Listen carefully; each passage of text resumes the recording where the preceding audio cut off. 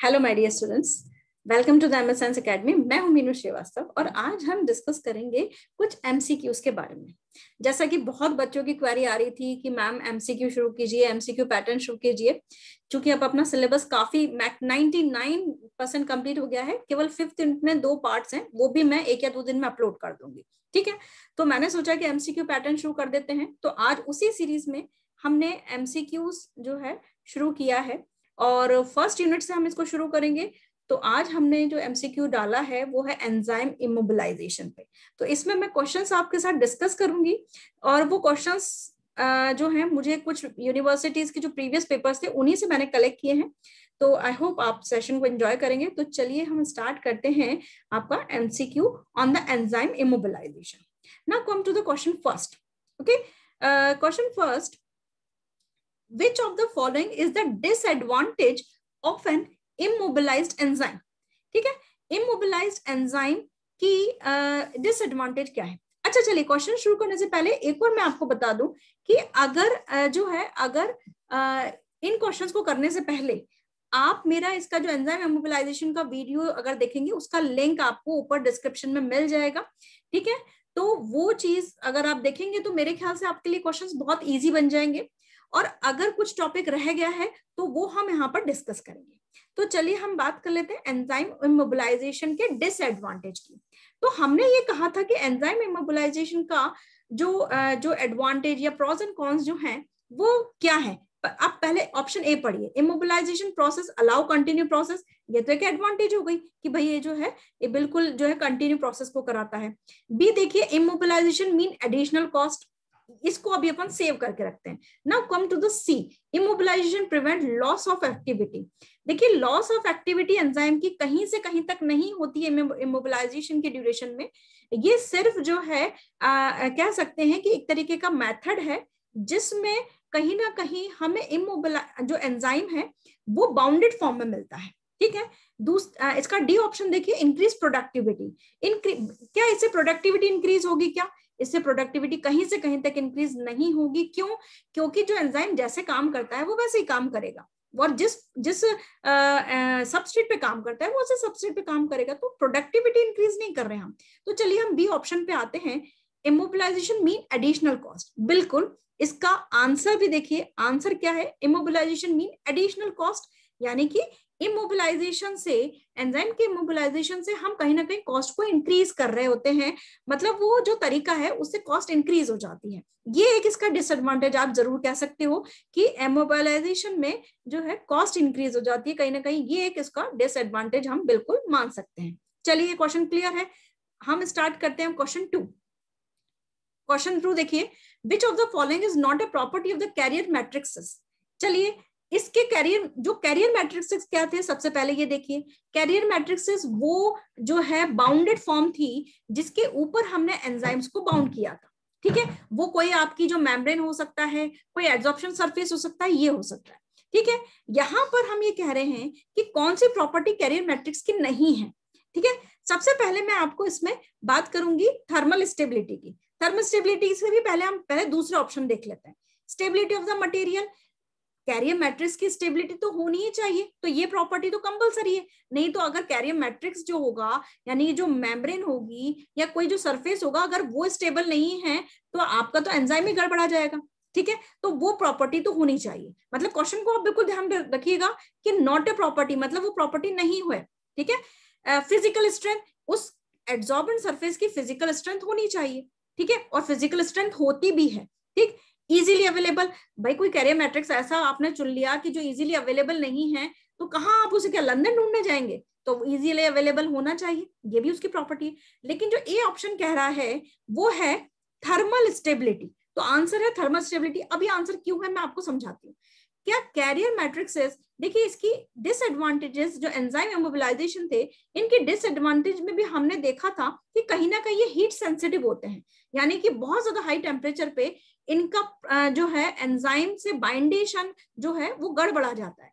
क्यों? क्योंकि एंजाइम से बाउंड होने के लिए ये प्रॉपर जो इनके बॉन्ड हैं वो गड़बड़ाते हैं। अगर वो गड़बड़ाते हैं तो कहीं ना कहीं ये जो अटैचमेंट है, जो मैट्रिक्सेस और एंजाइम का अटैचमेंट है, वो कहीं ना कहीं गड़बड़ाता है। तो ये प्रॉपर्टी जो है कैरियर मैट्रिक्सेस जो है कंटेन नहीं करते। ठीक है, समझ में आ गया।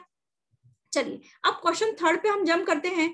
The immobilised enzyme produced by micro encapsulation technique. ठीक है, ये कह रहा है कि जो माइक्रो एनकैप्सुलेशन टेक्निक है वो प्रोवाइड करती है। The immobilisation enzyme produced by micro encapsulation technique provide. ठीक है, इसमें देखिए वो कह रहा है कि स्मॉलर सरफेस एरिया, उसके बाद कह रहा है हाई अमाउंट ऑफ सॉल्वेंट, सी कह रहा है an extremely large surface area, relatively small surface area. सबसे पहले हम बात कर लेते हैं माइक्रो एनकैप्सुलेशन की। माइक्रो एनकैप्सुलेशन के अंदर क्या होता है कि हम छोटे छोटे कैप्सूल्स बना देते हैं और उनके अंदर एंजाइम को ट्रैप करते हैं। अब अगर आपको फिजिक्स का कंसेप्ट याद हो कि जो अगर एक बड़े बबल को हम तोड़ें छोटे बबल्स में, तो छोटे बबल्स का सरफेस एरिया ज्यादा होता है। ठीक है, इसीलिए जो है स्प्रिंकलिंग मेथड्स करवाया जाता है जहां पर हमें जो है बहुत ज्यादा सरफेस एरिया चाहिए। ठीक है, इसीलिए छोटे बबल्स का सरफेस एरिया ज्यादा होता है एज कंपेयर टू बड़े बबल्स को। तो सेम वही टेक्निक माइक्रो एनकैप्सुलेशन में अपनाई गई है। माइक्रो एनकैप्सुलेशन में उन्हें बहुत छोटा कर दिया गया है और छोटा होने से उनका सरफेस एरिया क्या हो गया, बहुत लार्ज हो गया है। अब लार्ज सरफेस एरिया का क्या करेंगे आप, लार्ज सरफेस एरिया हो गया है तो वहां पर एंजाइम जो होगा वो क्या कह सकते हैं, ये कह सकते हैं कि एंजाइम ज्यादा वर्क कर सकता है। ठीक है, या ये कह सकते हैं कि वो कहीं ना कहीं जो है लार्ज सबस्ट्रेट पर वर्कआउट कर सकता है। ठीक है, तो ये जो है माइक्रो एनकैप्सुलेशन का एक बहुत अच्छा एडवांटेज है कि वहां पर सरफेस एरिया इंक्रीज हो जाता है, और सरफेस एरिया इंक्रीज हो जाता है तो जो एंजाइम है वो उसकी अवेलेबिलिटी बहुत ज्यादा बढ़ जाती है किसी भी सबस्ट्रेट के लिए। ठीक है, चलिए अब हम बात करते हैं फोर्थ क्वेश्चन की। In which of the following method the enzyme is bound to the suitable adsorbent material rendering it to immobile. ठीक है, मतलब हम कौन सा मेथड एंजाइम को जो है अपनाएं जिसमें एंजाइम जो है सुटेबल एडसॉर्बेंट मटेरियल से बाइंड होके इमोबाइल हो जाए। ठीक है, सबसे पहले इसमें हम बात करते हैं कोवेलेंट बाइंडिंग की। कोवेलेंट बाइंडिंग के अंदर याद करिए हमने क्या डिस्कशन किया था कि कोवेलेंट बाइंडिंग जो होता है उसमें जो एंजाइम है और मैट्रिक्स है वो अलग अलग एंजाइम अलग अलग लिंकेज के थ्रू अटैच होता है। ठीक है, उसमें जो होता है वो लिंकेज के थ्रू अटैच होगा। ठीक, जो एंट्रैपमेंट है, एंट्रैपमेंट के अंदर जो है यहाँ पर कहीं ना कहीं वो किसी सरफेस के अंदर एंट्रैप हो जाता है, यानी कि उसके अंदर चला जाता है। ठीक है, तीसरा जो है membrane confinement. Membrane confinement method क्या होता है कि अगर एंजाइम को हम किसी सुटेबल मेम्ब्रेन के साथ अटैच करें इन द लिक्विड फॉर्म, ठीक है, उस मेथड को हम बोलते हैं मेम्ब्रेन कन्फाइंड मेथड।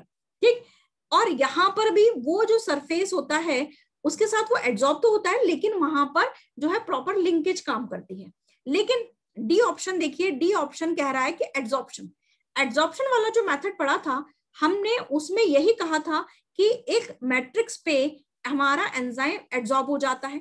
ठीक है, और वहां पर वो इमोबिलाइज हो जाता है। ठीक है, तो कोवेलेंट बॉन्डिंग में मेन काम होता है लिंकेज का, एंट्रैपमेंट में वो एंट्रैप हो गया है लेकिन वहां पर वो किसी सरफेस से अटैच नहीं हुआ है।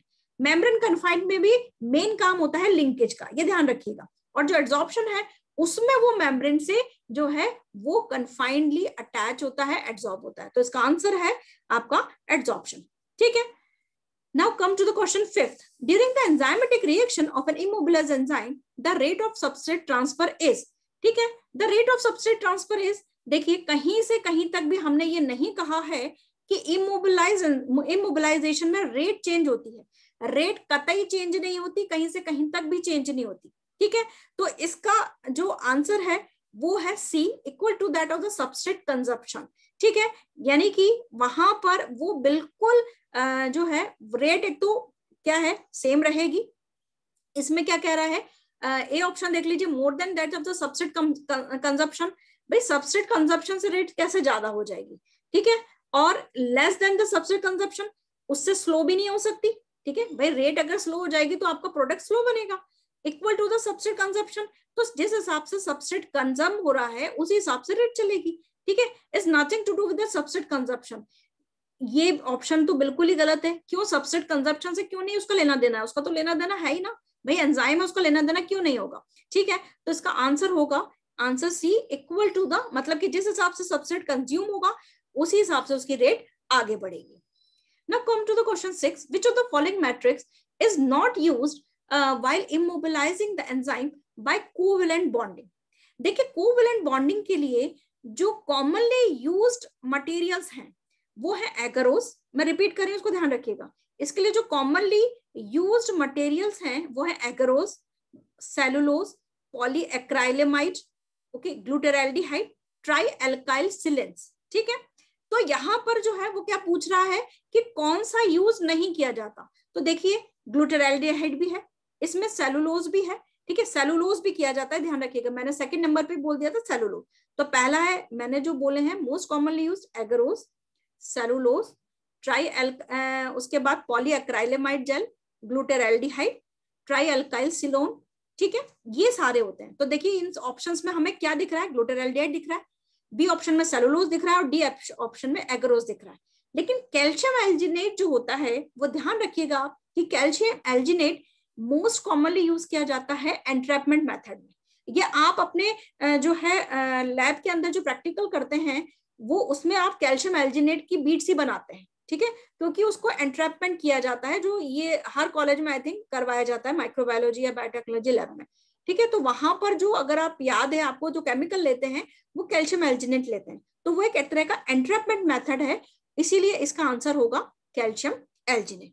ओके, चलिए अब हम बात करते हैं क्वेश्चन 7 की. क्वेश्चन 7 क्या है, commonly employed water insoluble supporters या supports for the covalent attachment of enzyme include.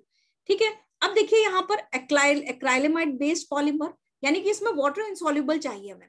तो जो पॉलीमर्स होते हैं ये ध्यान रखिएगा, जो एक्राइलेमाइड बेस्ड पॉलीमर हैं वो इनसॉल्युबल होते हैं. जो पॉलीपेप्टाइड्स हैं, पॉलीपेप्टाइड्स या प्रोटीन का नेचर जो होता है वो होता है आपका कहीं ना कहीं वाटर इनसॉल्युबल. डेक्स्ट्रॉन जो होता है एक तरीके का सेलुलोज डेरिवेटिव है, तो which is highly insoluble in the water. Okay, so answer is all of this. Okay, water soluble, sorry water insoluble material पूछ रहा है वो, तो एक्राइलेमाइड बेस्ड पॉलीमर ये भी इनसॉल्युबल है वाटर में. पॉलीपेप्टाइड्स यानी कि जो अमीन्स जो प्रोटीन्स हैं वो तो वाटर इनसॉल्युबल हैं ही सही, और जो डेक्स्ट्रॉन्स हैं वो इनसॉल्युबल हैं. ठीक है, इनसॉल्युबल हैं. तो यहाँ पर इसका आंसर होगा ऑल ऑफ दिस. ठीक है, now come to the question 8. Which of the first enzyme to be immobilized by the adsorption method? देखिए ये बिल्कुल याद रखने का तरीका है और ये आपके जीपीट का क्वेश्चन भी है बहुत अच्छा, इसलिए मैंने सोचा कि इसको इंक्लूड किया जाना चाहिए.